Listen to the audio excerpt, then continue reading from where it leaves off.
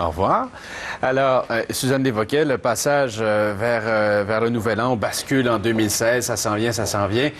Et il y en a plusieurs à qui on pose la question, êtes-vous content? Oui, enfin, 2015 est derrière nous.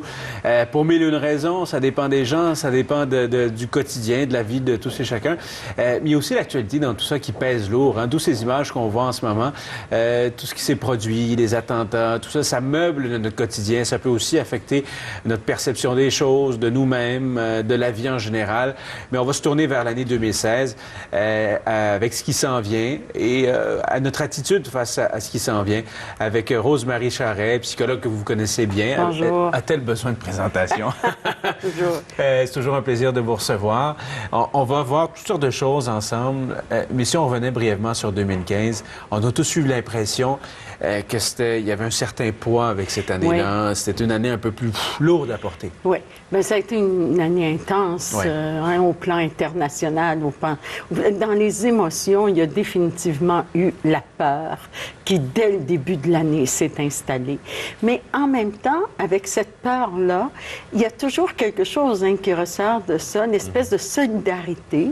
Quand on a vu, par exemple, par rapport aux migrants, oui. On voit aujourd'hui, même tu sais, au Québec, on entend parler, c'est devenu notre monde, c'est devenu notre réalité aussi, c'est devenu notre implication. La peur du début de l'année, les agressions, les attentats, ça a fait aussi qu'on n'a jamais tant parlé de la liberté d'expression qu'on en a parlé cette année. Et on n'a jamais été aussi conscient qu'il fallait protéger ça, la liberté d'expression, qu'il fallait être solidaire, pas juste solidaire des gens autour de nous, mais solidaire du monde, parce qu'on en est là. L'environnement aussi, le fait de tous ensemble penser à l'avenir. Il y a quelque chose qui, bien sûr, vient de la peur de perdre quelque chose, mais aussi cette solidarité-là d'être ensemble pour penser à l'avenir, pour penser à nos enfants, à nos petits-enfants, c'est quelque chose qui nous réunit et qui nous fait du bien. Il y a du bon dans tout ça. Il y a du bon dans tout ça.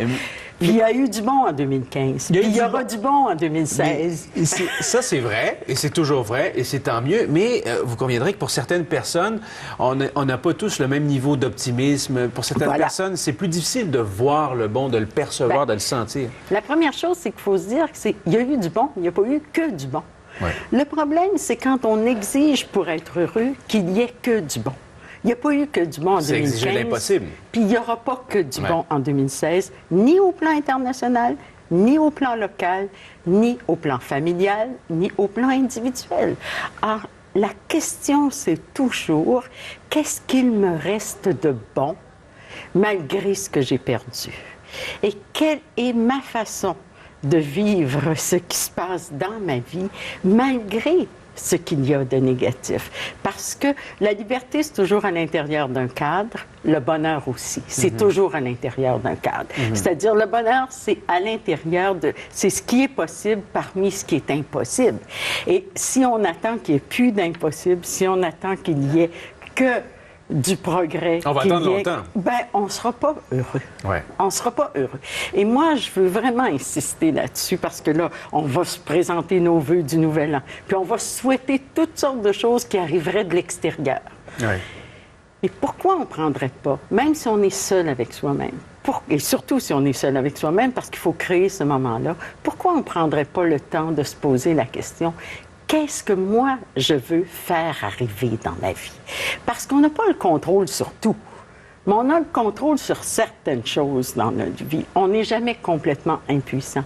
Et on peut bien sûr se souhaiter de la chance, mais on peut aussi avoir un impact sur son environnement physique, bien sûr, mais aussi son environnement, surtout son environnement humain. Plutôt que d'espérer que quelqu'un va nous aimer tellement que la vie va être heureuse, on peut se poser la question, est-ce que moi, je suis capable d'aimer en ce moment? Oui, et on a tous, dans une certaine mesure, une emprise sur notre destinée, sur notre destin. C'est d'autant plus vrai qu'on est bien entouré. Mais c'est pas tout le monde qui est bien entouré. Ouais, il y en a qui vivent l'isolement et qui vont traverser le changement d'année dans la solitude, comme c'était le cas pour Noël et d'autres événements où, pendant ce temps-là, ailleurs, ça célèbre. Oui. Bon, la première chose que je voudrais dire à ces gens-là, c'est qu'il faut arrêter d'idéaliser ce qui se passe ailleurs. Il faut arrêter de penser que le bonheur est à la porte d'à côté. Parce que même parmi les gens qui sont en groupe ce soir, qui l'ont été à Noël, le sentiment de solitude peut être présent. Même parmi les gens qui sont très entourés, il n'y a pas nécessairement le bonheur automatique.